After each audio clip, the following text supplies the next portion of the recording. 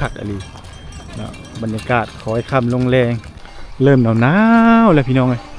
เงินแบบบูฮานหลายๆหลังอยู่เด้ไปทางนี้ก็แม่นนี่เนาะมูลบ่เท่านี่ลายเนาะโอ้ลูกเคยสมพ่อลูกเคยยังดุเนาะบ้าต่ำแต่ไหนโอ้เต้าสีว่าจะเนาะโดยมูสีก็ว่าโอ้ไทยแต่ก้อนนี่ไซส์อันนี้บ่นี่บ่รถไทยนี่บ่รถไทยนี่เลยเนาะคอยเลี้ยงลูกกับอันนี้แหละ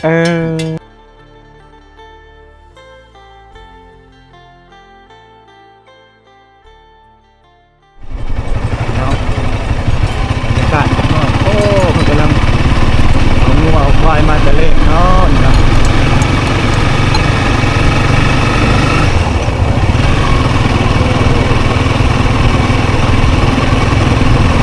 เป็นใจนาเลย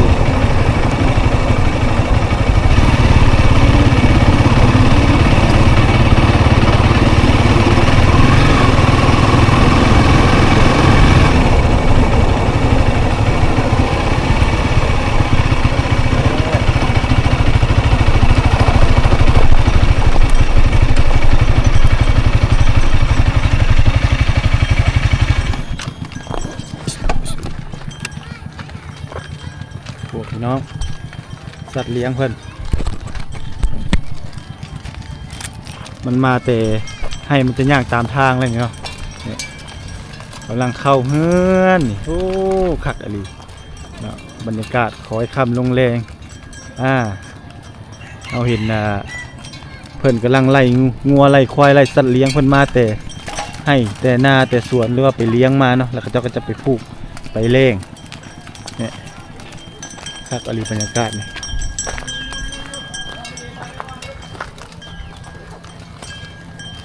มันบกล้าไป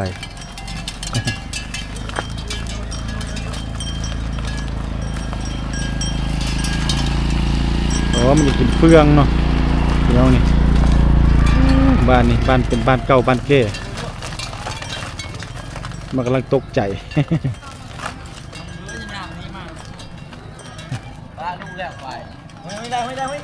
โอ้ได้ควายหลายหน่อยเนาะโอ้ควายปลาเท่าวะโอ้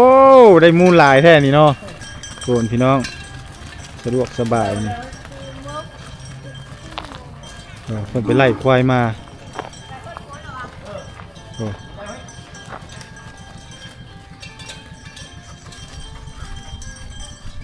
อันนี้เป็นบ้านโซนเผ่าผู้ไทยพี่น้องใกล้ๆกับเมืองบัวลาภาเนี่ยแหละพี่น้องประมาณน่าจะประมาณ10 กิโลเมตรบ้านนาเปนี่เข้าไปถ้าฟังบ่ผิดเนาะอ้าวอยู่ฝากหัวพุ่นบ่โอ้ไกลบ่แคมทางนี่เลยบ่ติดแคมทางนี่เลยเนาะมาแต่ซิเลอร์นี่ฮะมาแต่ลินโอ้นั่งลินอยู่นั่นบ่บ่ได้พากันไปซิดเบ็ดบ่บ่ได้ไปเนาะเข้าโรงเรียนคักเนาะบ้านเจ้าเนาะงัวควายหลายเนาะบ่ได้ไปเกี่ยวข้าวบ่บ่ได้ไปคนข้าวบ่ตัวแรงนี่แล้วแหละก็ได้โรงเรียนวันเสาร์อาทิตย์เราไปเนาะตัวไปเลาะไข่พักมีซีโซ่ไปได้นี่เนาะเลาะออกมาแต่ทีมาเลยพี่น้องอันนี้คือครัวบ้านนาเปงเนาะห้วยเพลอนี่ห้วยเปงโอ้ครัวบ้านนาเปงห้วยเปงเขาเจ้ายังบ่ได้สวนเนาะนี่พี่น้องครัวห้วยเปงอันนี้เนาะนี่เป็นครัวเล็กแต่สมัยฝรั่งเขาได้เนาะฝรั่งเป็นคนสร้างนี่เนาะถือว่าไปแต่ละเขตก็จะมีเหมือนนี่เขาจะใส่โครงเล็กเนาะใส่โครงเล็กเลยนี่ขัวบ้านนาเปงนี่ ขัวนาเปงอันนี้เขาจะใส่ไม้แล้วใส่ไม้ปูแล้วก็เอา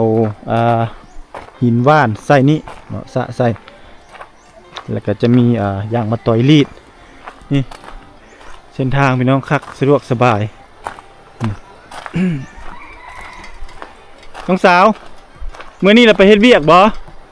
ไปนึ่งข้าวบ่โอ้นี่บ่เฮือนยับปีจังน้อยบ่เป็นน้ำห้วยเป่งไหลลงมาแต่เทิงบ่ได้พี่น้องลงมาแต่เทิงแต่ภูผมบ่จักเนาะผ่านเนาะจะถ้าฝากนี่ก็จะมีสัตว์เลี้ยงของเพิ่นแล้วก็มีเงินมีสร้างของประชาชนเนาะทางนี้ก็จะเป็นห้วยขั้นระหว่างกลางฝาก บ้านใหญ่น่าจะอยู่ทางด้านพี่น้องนี่บอกเขาเจ้าเฮ็ดกันเจือนเพราะได้นี่เนาะเฮ็ดเองก็บ่ยักเนาะนี่ทิวทัศน์ธรรมชาติสวยงามนี่เขาเอิ้นว่าห้วยเปงเนาะห้วยเปงขัวนี่เป็นขัวเล็ก แต่สมัยฝรั่งมาเลยสร้างมาดีเลยล่ะนี่สร้างดีมาตรฐานเลยคักเลยนะรถเล่นตืดเข้าไปได้สะดวกสบายหัวไม้ห้วยเปงติดกับผาเนาะทางนี้เป็นผาดินี่เป็นภูผาป่าบ้างใหญ่ๆมีต้นไม้เต็มอยู่เลยเนาะธรรมศาสตร์มากเช่นนี้รู้สึกว่าหนาวเริ่มหนาวแล้วอากาศดีเริ่มหนาวแล้วพี่น้องเลย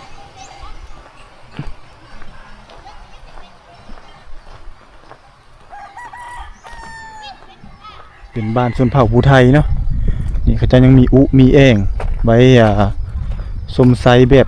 ประเพณีดั้งเดิมของเผ่าแท้ๆนี่เบิ่งเสาเฮือนเขาเจ้านี่เป็นเสาเฮือนเสาซานก็ยังเสาไม่ดูไม่แดงนี่พี่น้องนี่เฮือนนี่คือสิบ่มีคนอยู่เนาะน่าจะบ่มีคนอยู่มีคนอยู่บ่เฮือนหลังนี้บ่มีแล้วลูก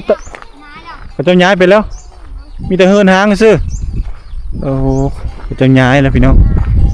นี่เฮือนหลังมางามๆย้ายเลยเนาะบ่มีคนอยู่บ้านไม้บ้านหยังเข้าไปนี่ลายหลังคาบ่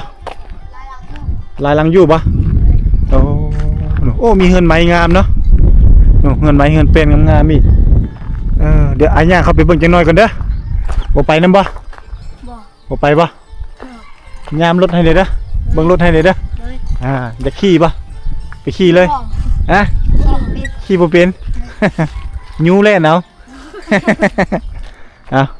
ย่างเข้าไปเบิ่งจังหน่อยพี่น้องเพิ่นว่าบ้านเพิ่นนี่จะเข้าไปทางด้านในนี่ก็จะมีหลายหลังอยู่เนาะหลายหลังคาอยู่เด้ทางนี้เนาะวิถีชีวิตยังแบบเก่าเขาจะเอานั่นมาเกลือสัตว์เลี้ยงก็คืองัวเพิ่นเนาะบรรยากาศโอ้ทางนั้นกำลังยกเบียร์ นี่โอ้เคยเข้ามามีแต่เคยผ่านพี่น้องบ้านนี้ บ่เคยเข้ามาจ้าเถื่อเนาะคือซีเมนต์ยามฝนน้ำน่าจะท่วมน่าจะบวมโอ้วัดเข้าไปข้างในเนี่ยอันนี้คือทางเข้าไปวัด นี่อันนี้เฮือนบูฮานพี่น้องเฮือนไม้โบราณดังเดิมโอ้คือสิลายฟ้าลาปีแล้วเนาะแต่ก็จะมีหัวนี่คักเนาะโอ้บ้านเพิ่นนี่พ่อเจ้าเราบักใหญ่ๆเนี่ยนี่คืออ่างเข้าอ่างป่าแท้ๆเลยนี่มีเราบักใหญ่เลยนี่เฮือนก็จะปุกยาวๆเข้าไปทางนี้จนออกใส่หน้าพุ่นแล้วนี่เนาะอันนี้ใจกลางเนาะเข้ามาก็จะต่ำเฮือนนี่เนาะเป็นเฮือนแบบบูฮานหลายๆหลังอยู่เด้ไปทางนี้ก็แม่นนี่เนาะเราจะพาไปทางนี้ก่อน แล้วพ่อเฒ่าเพลอโอ้จักตอกมัดเข้าบ่พูนพี่น้องจะกำลังจักตอกมัดเข้าโอ้ได้เงินงามเนาะเงินบูฮาน เสาไม้เพลอนี่โอ้เสาไม้แดงพี่น้องโอ้แต่เส้นปูเส้นหญ้าพูนเลยเนาะหลายชั่วคนเลยได้พี่น้องเอ้ยเนาะพูบรรยากาศคักอันนี้นี่พี่น้องอันนี้บ่เคยเข้ามาถ่ายอยู่เถื่ออันนี้ครั้งแรกพี่น้องนี่เงินซ่านอันนี้เนาะมาแต่ให้แต่ซาแต่สวนแล้วก็เกี่ยวข้าวเกี่ยวน้ำมาแล้วก็มานึ่งข้าวพี่น้องเอ้ยนี่ทางเข้าไปนี่ก็เป็นห้องเข้าไปเนาะเข้าไปในผมมีเงินบูฮาหลายเด้อทางนี้เด้อนี่ส่วนหลายส่วนเผ่าบูไทยนี่จะเฮ็ดเฮือนแบบทรงบูฮานสมัยแต่ก่อนเขาเจ้าแสดงถึงความดุความมั่นนะนี่มุงโอ้มาแต่ให้แต่หน้าแล้วก็จะมาผูกมัดแล้วนี่งัวควายเพิ่นนี่หลายเลยผมกำลังผูกกำลังแรงอยู่เงินติดใกล้ๆกับทุ่งนาเลยได้นี่เนาะโอ้มัดอยู่กองตะล่างแล้วก็อันนั้นให้มันเลยเนาะดังไฟให้มันเลยเนาะ โอ้บ่เท่าควายหลายเนาะนี่พี่น้องเพิ่นมีธนาคารอยู่ในโตเลย โดยที่บ่ต้องไปฝากเอาเงินไปฝากธนาคารเนาะนี่ควายตัวหนึงนี่มูลค่านี่หลาย10ล้านได้นี่เนาะตัวหนึงนี่บ่ต่ำกว่า10ปลาย20ล้านบ่ได้นี่แม่นบ่ นั่นแหละ นี่พี่น้องคักเนาะมูลบ่เท่านี่หลายเนาะ ครับ โอ้ลูกเคยสมพ่อลูกเคยจังดุเนาะมูลบ่เท่าหลาย จักโตทั้งหมดนี่บ่เท่า10ปลายโตเนาะโอ้ไปเลี้ยงอยู่ซื่อๆนี่ไปเลี้ยงอยู่หน้าบ่ บอนมันว่าง ทางมากตามทางนั่นแต่มันวางเลย ไฟแดงได้ก็ว่างมันเหรอ เฮาเลี้ยงเอาบ่หรือว่าปล่อยเลย ปล่อยเลยหาแต่มาได้ ตอนแรกมันไปเอา ได้เบิ่งเลยเนาะอันนี้แหละเฮือนบ่มีคนอยู่บ่ มีลูกชาย ลูกชายอยู่ ผู้เดียว ผู้เดียวอยู่ผู้เดียวโอ้บ่มีเมียซะบ่ นี่ป้าแหละ โอ้ปะแล้วมาอยู่ผู้เดียวมันสบายใจเนาะ อ่ะ โอ้นี่มาอยู่นี่ผู้เดียวพี่น้องแล้วก็เอาควายมาผูกใส่อยู่นี่10ปลายกว่าตัว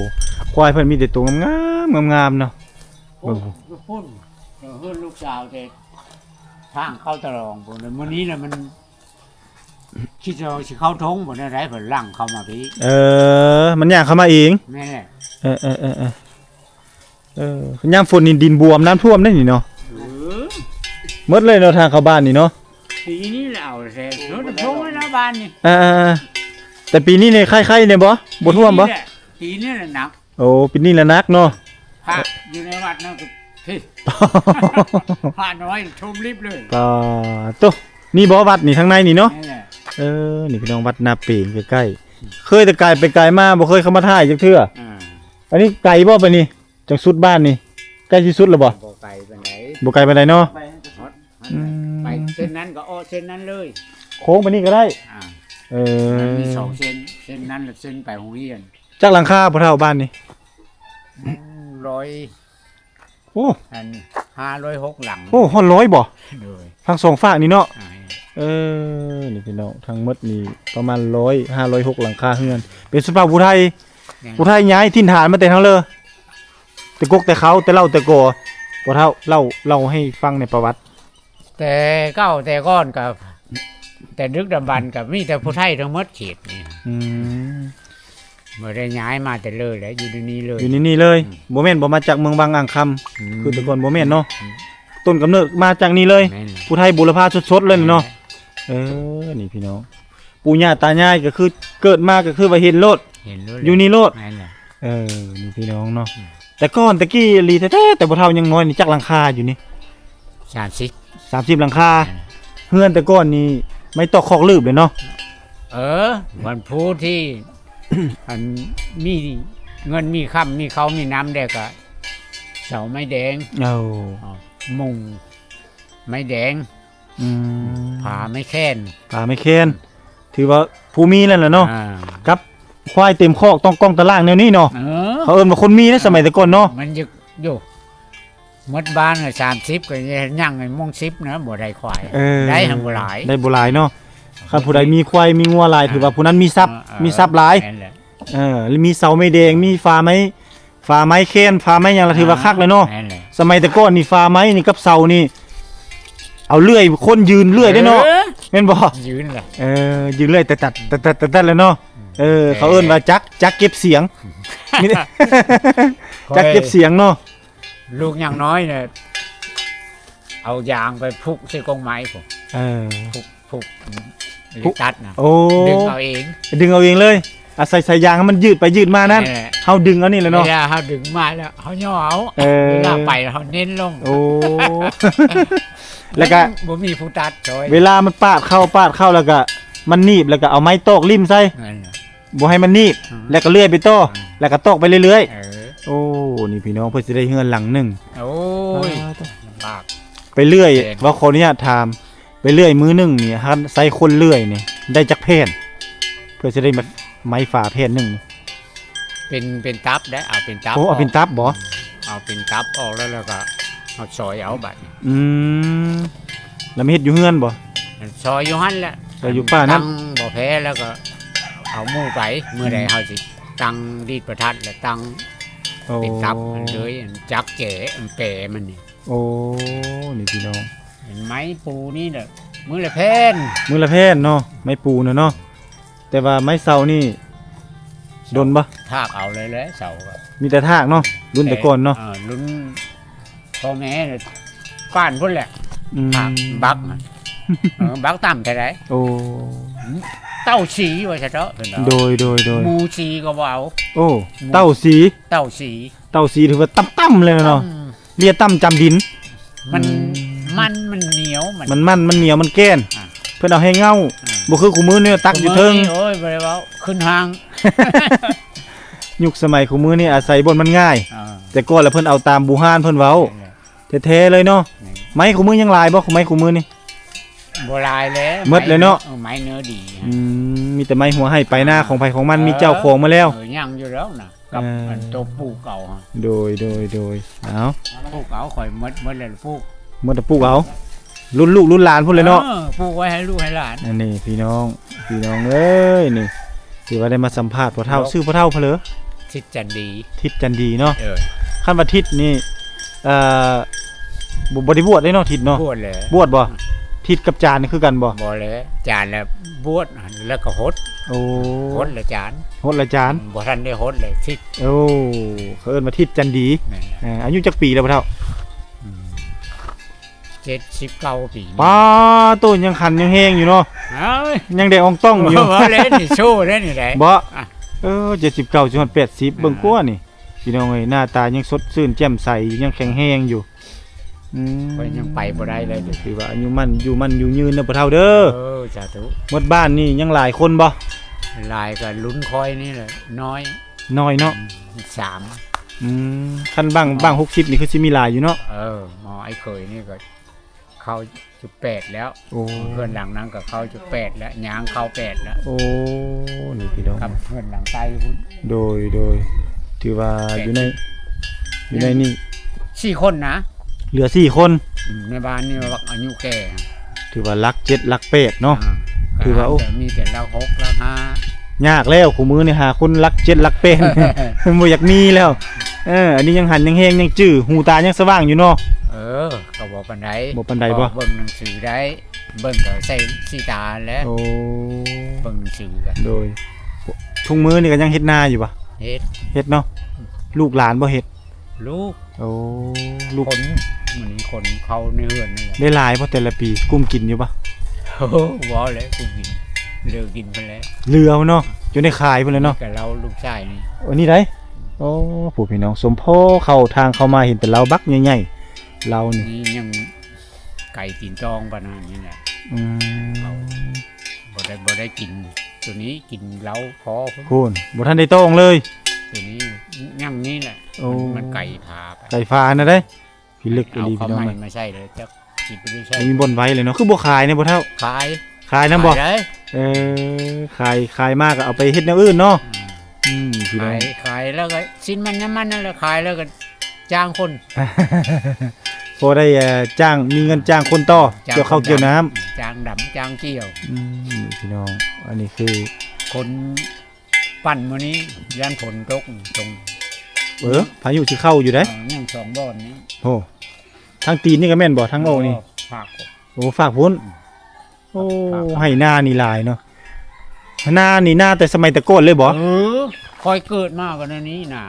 หาบกว้างเฮานี้ บ่กว้างเฮานี้ แต่ก่อนเลยมันแคบป่าไผ่ทั้งหมดหลอด แต่ก่อนสมัยแตะก่อนแท้ๆนี่พอเฒ่าเศร้าเอาบ่ เช้าเอาแล้ว เอามักจกเลยเนาะ มาจกกับบ่อนั่นได้บ่อปันไดได้บ่อแผลแห้งปันไดก็บ่มีไม้ โดย ก่อกระชะก่อไผ่เลาะหัวนี่เฮาทางปุกตะกาใส่ปีนี้ ปีหน้าตกกาใส่ปีที่3แล้วมันดอกแล้วก็ไถเอาเลย ไถเอาเลยไถแต่ก่อนนี่ไซส์อันนี้บ่นี่บ่รถไถนี่บ่ อันนี้แหละ รถไถนี่แหละเนาะ คอยเลี้ยงลูกกับอันนี้แหละ ลูกใหญ่จนเป็นเจ้าเป็นนายจนลูกเคยได้ลูกไผมีน่ะเนาะย้อนอันนี้แหละเนาะอันนี้รถไถนี่รถไถของแท้บ่แม่นคู่มือนี่ ลูกไปเฮียนก็ 2 คนกับ2โต โอ้ขายมูลนี่แหละใส่เนาะให้ลูกไปห้ามไปเฮียน จนได้ดับได้ดีพี่น้องบ่ติบ่เฒ่าเพิ่นเด้ออายุ70ปลายเกือบ80แล้วพี่น้อง ย่าน80แหละ เขา ยัง สหกรณ์ก็ควายก็กันหลายนั่นนี่น่ะ อืม ควายนี่อีก โอ้ เขาบ่มีควายเลยเขามาเช้าเอาควายนี่ไปไทยเลยควายเอาขายให้งานมัน โอ้ เขาสหกรณ์นั่นน่ะ เออพูนพี่ ใน น้อง บ้านนี้เขาสหกรณ์แหละ โอ้ในบ้านนี้เนาะ เลย โดยโอ้คักเด้อพี่น้องเด้อได้มาฟังประสบการณ์จากพ่อเฒ่าเพิ่น มาเอา เล่า ข้าวเนาะ โดยคักหลาย มาก็เจออันคนช้ำเนาะ แม่คนเก่าคนแก่เฮาละมักแท้ๆเนาะเพิ่นเล่าพื้นเพนแต่บ้านแต่ก่อนแต่กี้บันฟัง อันพอนี้ครับเพิ่นได้แคมทางเพิ่นอันเขาเข้าใจได้เจ้าเว้าก็ แม่นบ่ เท่านี้กับเท่านั้นแหละเบาเขา หู บ่ได้ยินนะ โอ้เสียประสาท นี่แหละ หูแล้ว เออโดย นั่นก็เท่าคือกันเท่าแก่กว่าคอยอีก โดย เขาเว้าบ่ได้ โดยวัดนี้เป็นวัดเก่าบ่พ่อเฒ่า เก่าเลย วัดเก่าวัดแก่เลย หลายศตวรรษเลย หลายศตวรรษเลยเนาะอันนี้เด้ตัวอันบ่ในนี่เขาเอิ้นว่าในโฮเจกบ่อันนี้ สามเธอเลยไหน สามเพื่อสร้าง ช่างทำอิฐนั่นแหละมันดอกแล้วก้นไม้เลยเอาเสาไม้ใส่ไม้ใส่แล้วแหละพอดีออกแตกสุกเชิกกันเลย โดย ออกอยู่ป่าพุ่นเลยบางจองเขายังจองนั่นเลยตกใส่หัวแจ้งแล้วไฟไหม้เลย โอ้ เอ็ดไหม้อีก โดยเฮ็ดไม่ตลอดเนาะ หลังนี้เลยสามเธอถ่ายและเป็นหลัง โอ้โห เขายึดเปลี่ยนสังกะสีโบเปลี่ยน โอ้แบบอนุรักษ์ไว้ มันเย็น ของเก่าของเดิมได้นี่ได้พ่อเฒ่าเอ้ยคันยังมีพอมีไม้อยู่อย่าใส่สังกะสีเด้อคันใส่สังกะสีแล้วบ่เป็นตาเบิ่งเลย มันบ่ดึงดูด ความเก่าความแก่สมัยแต่ก่อน คิดแส่อดีตโอ้ยคอย เป็นนั่นเลย ยึกต่ออีก อยากต่ออายุอีกเนาะ ความว่ามันม่วนเนาะ มันการพัฒนาเนี่ยนะ ความมีความสุขเนาะอืม ทางข้าวสถานีกองทัพนะโอ้ย ม่วนแม่นบ่ กูจะต่ออายุอีกดี การพัฒนาข้าวนั้นนะว่ะเดี๋ยวนี้เขาไทยหน้า เอาเป็นชั่วโมงเป็นเวลาเขาเอาไปไทยบริวารได้แต่เก่าเลย เอาเข้าเขนโคมันแล้วแต่ก่อนเนาะ โอ้ยขี้ควายนี่ก็อัดยานหมูตื่นน โอ้ ำลูกจะดึก เออ เอาพดมาแดกใส่คิกใส่เคาะแล้วบ่ให้หมูได้ยิน จูงควายเอาไปไทย โอ้ ไปก่อนหมู่ ยันหมูได้ยินเสียง อ้า เวลามันขี้ อ้า เลยเอาไอ้หญ้าเอาหยังมาห้องไว้มาอัดไว้ให้มันขี้ฉะนั้นบ่ให้มันดัง อันแต่ก็แล้วควายมาหัวแรงแล้วเฮาแก้ไว้คิกนี่ โดย มื้อเช้ามาเฮาก็กระพายเอา อืม พดอัดกระพายเอาไปไทยแล้วเพิ่นละยังแขวน โอ้พุ่นใดพี่น้องไอ้ปานนั่นพุ่นใด ไปไทยตรงนี้พอทอดซื้อแล้วปลดให้มันไปกินหญ้าเอาตัวนั้นมาไถ โอ้ พอมันสิ เลี้ยงลูก ใหญ่เนาะ ลูกใหญ่กว่ามั อื น มเปลี่ยนกันไทยหลายตัวเนาะ หลายโตหักแต่ผู้เดียว ผู้เดียวไทย แต่ว่าเจ้าละผู้เดียว แต่ว่าควายเนี่ยไซส์หลายตัวอ๋อความเก่งพี่น้องเอ้ยว่าควายเก่งบ่เท่าไปแฮงเก่งกว่าอีกเจ้าของแฮงเก่งกว่า คักหลาย เมียแบบยากลูก ม น้อยบัด โดย ดำหน้าอีกแบบตัวเองแบบ10 โมงแล้วปลดโตที่สอง โดย ปลดแล้วก็จับเชือกใส่ดังมาก็จูงเข้าป่าไผ่เพิ่นแล้วก็ห่านใบไม้ลงมาแล้วก็ผู้เจ้าก็ขึ้นอยู่เทึงเพิ่นก็จักเต้ามากาให้เมีย โอ้ มีคู่ตัวที่ตีเพนตึงแล้วก็ลงจากกอไผ่แล้วก็ไล่ควายมือแมบน้ำในหน้าแล้วก็ฮักเอาหน่อไม้ อืม เมื่อก็เมียพันได้ขึ้นมาจักหน่อไม้หันแกง โอ้ เมียขึ้นมาเลยแกงพ้นจะเต้าแล้วนะบ่จักขมบ่จักเพียง คือไว้เซฟอยู่ เออ แกงโน่ก็บ่มีว่ะ โอ้สมัยแตะก่อนเนาะ อ่ะ บ่มีพี่ซัง เพิ่นยังเซฟ ยังเสียบเนาะ เซฟนะมาเนี่ยจนเท่าเฮานี่แหละ กระทึกเลยบ่เท่าเอ้ยคักและสมัยแตะ เดี๋ยว ก่อน นี้แบบโต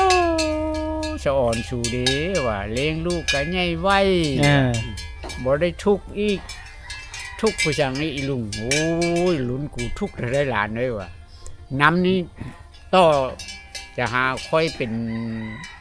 นายบ้าน โดย ต่อน้ำโถนแต่ก็เอาพุ่นได้น้ำได้3 ลักได้ เออ ไปตักเอา ไป ได้ ตักเอาน้ำน่ะ3ลัก เออ พูน ไปฮอดแล้วก็ฮอดเดินห้ามามันแห้งแล้วก็ควัด พัดขี้ดินพัด โดย กลางห้วย โดย ตักเอาหาบมาทุก ลำบากเนาะฟังเจะเว้ากับพ่อแห้งละ3ลัก โอ้ยแถวนี้ไปทางนี้ไผ่บยควัดไปทางนี้ไปทางนี้ก็3ลักขึ้นภูอีก อืม ขึ้นภูหน่อยนึง โดย ตอนนี้ไปฮอดแล้วตักเอารถตน โดย แต่ว่า3ลักคือกัน 3ลักคือกันแต่ขึ้นภู ขามาแล้วแถวคุณเล็กพลเมืองแถวบ้านกะวากนาเช้านี่เขาไปขอยาฮะ โดย เขาขอกินน้ำมันแล้วก็มันยึกหมดแล้วเลยไปตักมาอีก เออ ยังกลับมาหื่น ทางโลงเด้ โดยความทุกข์เนาะ โอ้ย สมัยแต่ก่อน เอาให้เขาพังเขาบ่ยึกซื้อ แม่นความเจ้า ลูกหลาน พี่น้อง สิเจ้ากินก็สนุกกว่าอันใส่แป้งโน่แล้วยังใส่ข้าวนออีกใส่น้ำตาลนี่โอ้ยครบหมดจะโดให้ดูสิเจ้ากินอย่างเงี้ยเอาเกลือมะเขือแล้วก็แล้วอะ สำนักคะแนนมันมีเนาะ อืม สมัยแต่ก่อนเนาะ เนาะ อันนั้นแหละเขาจังว่าแบบคนเฒ่าคนแก่สมัยแต่ก่อนอายุมั่นอายุยืนย้อนตัวนั้นเด้ เขาเว้าในนั้นได้ แม่นแหละ เป็นเขาในนั้นบอกว่าเท่าแก่แต่รุ่นแต่ก่อนเด้แต่เขามันยังยืนอายุฮอด100ฮอด90บ่เดี๋ยวนี้เลย60 70ไปแล้วอะ กินเคมีหลายโพดถุงมือนี่บ่เฒ่าเอ้ยเขากินเคมีหลายเราเจ็บไข้ได้หนาวเป็นตะนั้นเป็นนี่ตลอด รุ่นหลานค่อยเมื่อบ้านเมียค่อยเอาอยู่เอาบ้านผู้ไทยคือกันนั่นแหละ โดย หลานแท้ๆมือค่อยไปเอาเมียนี่ยังน้อยอยู่เดี๋ยวนี้มันเท่าแล้ว ไปเห็นเขาฮะ เฒ่าคนเฒ่าเลยเนาะ ผมก็ขาวพ่น เออ ป้ายลุงเจ้าบ่คือมาเท่าใดคือยังคือเก่า อยู่ โอ้กันมันต่ำว่ะคนแจ้เลยมันนานเท่าว่ะ คนน้อยน่ะนานเฒ่าเขาว่าไปยังไดก็คือมันนุ่มคือเก่า อืม นั่นๆนะเอ้าขอบใจหลายๆเด้อพ่อเฒ่าเด้อนั่งเอ็นกับเจ้าโอ้คักหลายม่วนหลายอยู่ดีมีแรงเอ้าให้สู้เข้ามาให้ร่ำให้รวย รวยในอื่นบ่ต้องรวยดอกรวยสุขภาพเด้อให้เข้มแข็งแข็งแรงเด้อซ้ำเจ้าเลยเด้อให้มันอยู่ยืนอยู่เฒ่าอยู่แก่พ่อเฒ่าเด้อขอขอบใจหลาย กาแฟสีทองนั่นแหละคุณมือนี่ ๆโดย ไปพี่น้องโดย ได้ฟังผู้เฒ่าผู้แก่เพิ่นเว้าเรื่องพื้นเพสมัยแต่ก่อนให้ฟังโอ้ม่วนหลายพี่น้องเอ้ยเนาะแล้วก็ได้ความรู้ไปนำนี่บรรยากาศยามเลงมาแต่ให้แต่สวนมาแต่เกี่ยวข้าวบ่ส่วนพี่น้องมาแต่เกี่ยวข้าวเลยได้นี่ได้พุ่นคักโอ้มีโทรโข่งอยู่ใจกลางหมู่บ้านนี่เนาะเอ้าก็คือสิเลาะบ่ทั่วดอกพี่น้องบ้าน100ปลายคนหลังคานี่ส่วนเผ่าผู้ไทยก็สิประมาณนี้พี่น้องมีไม้แป้นอัดแล้วก็มีคุมีเองมีนี่เด้มีเองมีอย่างข้างนี้นะพี่น้องเนาะเองก็คือแบบมันเป็นถังหรือว่าโถหรือว่าไหใส่น้ำมันนะเนาะอยู่ปลายซ่านส่วนเผ่าผู้ไทยนะแล้วก็จะมีไม้แบบเสาเฮือนเสาไม้แดงเสาหยังต่างๆนี่ทุนบ้านก็สะอาดพี่น้องนี่บ้านติดวิวกับผาเลยเนาะที่บ่ตุกแวะมาเก็บเอาภาพบรรยากาศให้ท่านผู้ชมได้ติดตามรับชมหมู่บ้านในชนบทลาวเนาะแต่บ้านนี้มีไฟฟ้ามีสัญญาณโทรศัพท์เนาะสะดวกสบายแต่ว่ายังคงกลิ่นอายเนาะหรือว่าดึงดูดความเป็นธรรมชาตินั่นก็คือหมู่บ้านที่มีเงินทรงลาวเสาไม้แดงเนาะฝาไม้แคนหรือว่าทางเทิงนั่นก็ซีเมนต์ไม้แดงคือกันเนาะนี่เบิ่งลาวบักใหญ่ๆอันนี้เป็นซอยตัวนี้เกี่ยวออกมาพี่ก็ได้หรือว่าเกี่ยวออกมาพี่ก็ได้ทั้งสองฝากทางนี่แหละคือระหว่างเส้นทางการเดินทางพี่น้องเนาะที่เก็บเอามาฝากมาตอนท่านผู้ชมทุกท่านที่เข้ามาติดตามรับชมรายการทางช่องวิถีลาวของมาตุกอันนี้คือเส้นทางการเดินทางเนาะที่แวะเอามาฝากมาต้อนท่านผู้ชมที่เข้ามาติดตามรับชมหมู่บ้านนี้เป็นหมู่บ้านหนึ่งเนาะที่มีชื่อว่าบ้านหน้าเปเมืองบัวละพาแขวงขมวนซึ่งเป็นหมู่บ้านชนเผ่าผู้ไทยเนาะ